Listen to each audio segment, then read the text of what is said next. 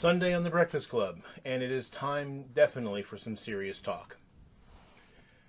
Well, as you can see from the title of this video, Path of Most Resistance, I want to talk about two separate but equally important things.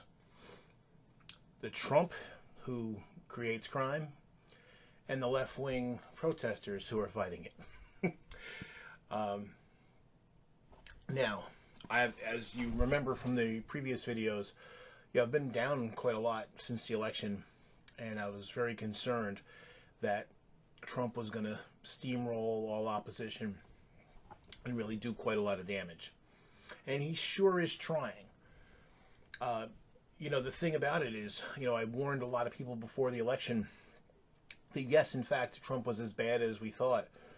And the last 10 days has shown me that he's actually worse than I thought. I really didn't think I could underestimate how terrible he is or overestimate how terrible he is, but I certainly underestimated him a bit. I kind of expected him to kind of ease into it a little bit more, and that's the first leg of the Path of Most Resistance.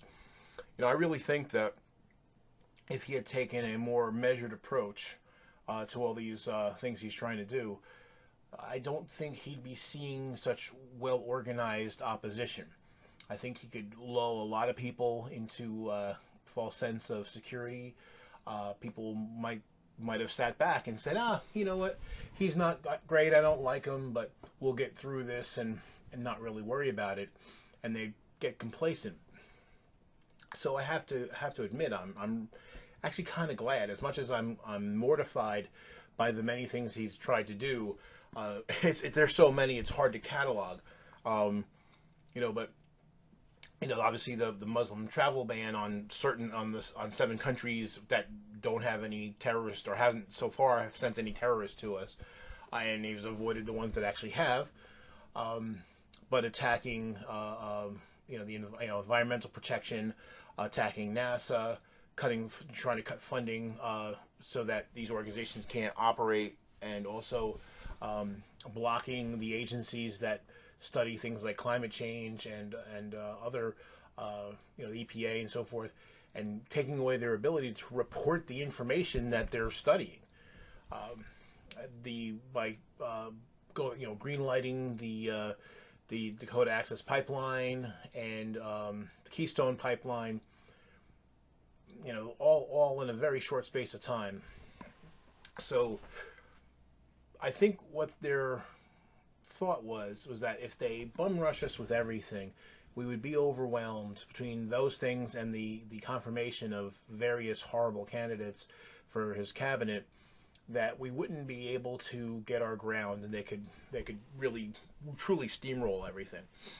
But I don't think he really expected the kind of resistance that's happened. People have girded their loins and were prepared, and thanks to the internet, and as we know from the last several elections, regardless of the actual election results, the left has been more on top of the technology and social media than the right wing has. So people have been able to organize very rapidly and very quickly and expansively. You look at the Women's March, and that kind of started almost on a whim, and it happened in multiple cities. And now the people protesting the travel ban, multiple cities, people have worked up. I've got family members who are immigration lawyers, and they've said how in their community they've organized, and all these different airports, immigration lawyers are showing up to help people out pro bono, and it's all being organized rapidly through social media. So what Trump and his team have done, in essence, is he's ended up being the uniter that George W. Bush always wanted to be, although he's united a lot of people against him. So thankfully, people have really come out, and it has really buoyed me. I've come out of that deep depression that I've been in for a while, and it's nice to see that my fellow citizens are not as horrible and petty as I was starting to think that they were. Certainly there's some people out there, but I think people are starting to put their differences aside and realize that there's a bigger threat. So that's good.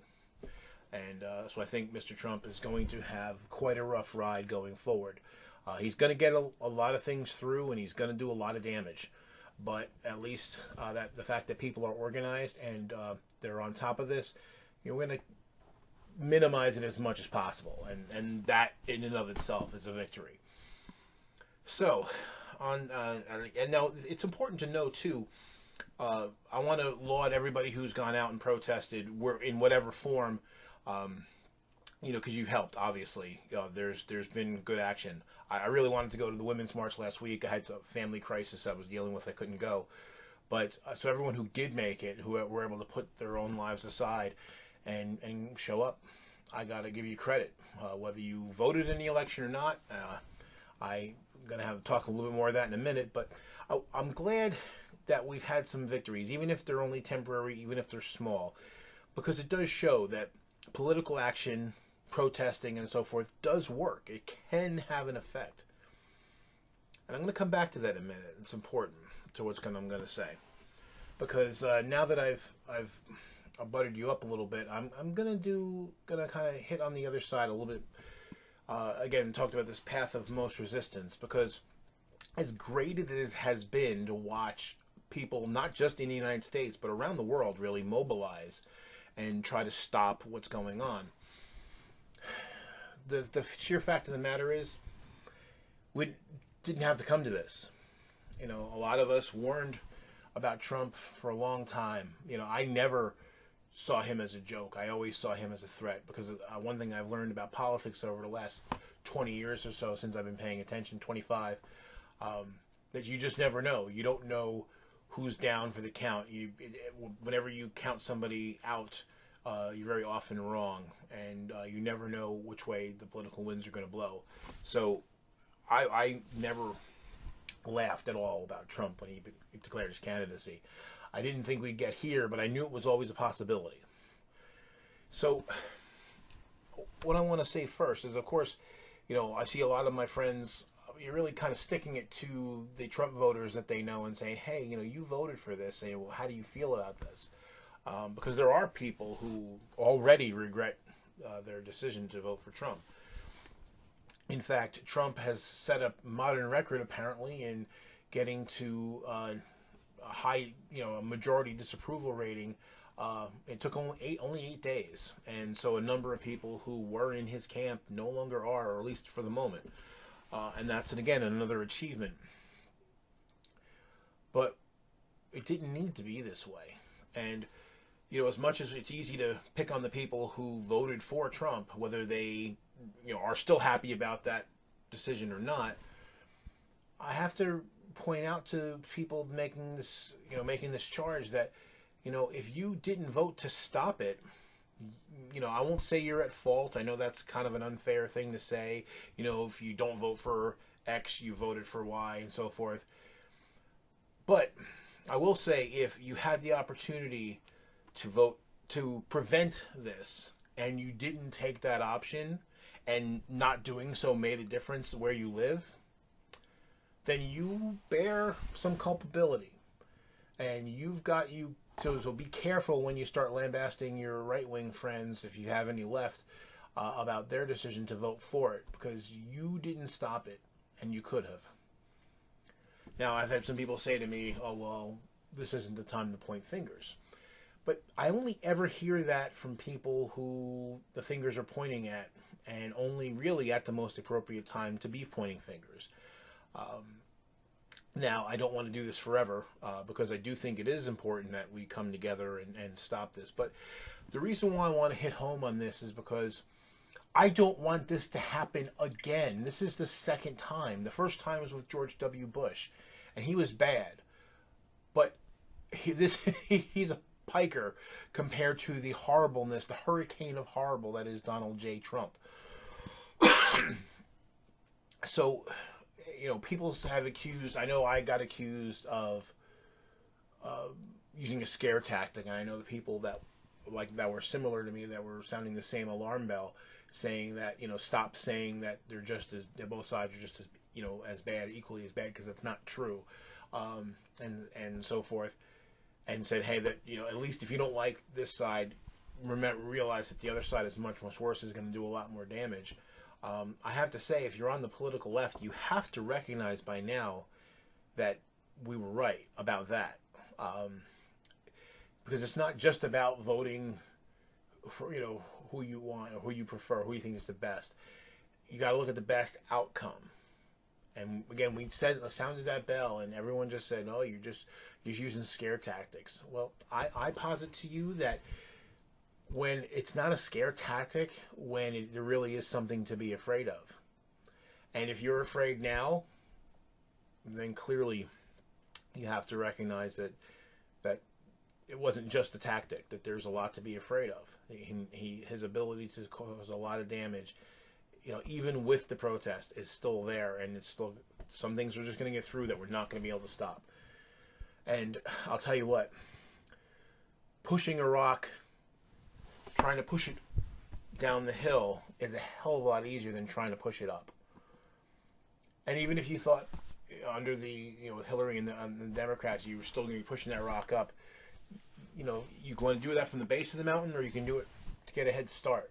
And I think we all took a huge step back, because again, if you didn't want the Dakota Access Pipeline, too bad, we have it now, and I don't think any amount of protesting is going to stop it.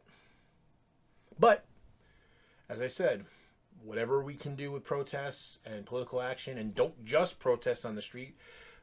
Contact your representative if you don't like what's going on.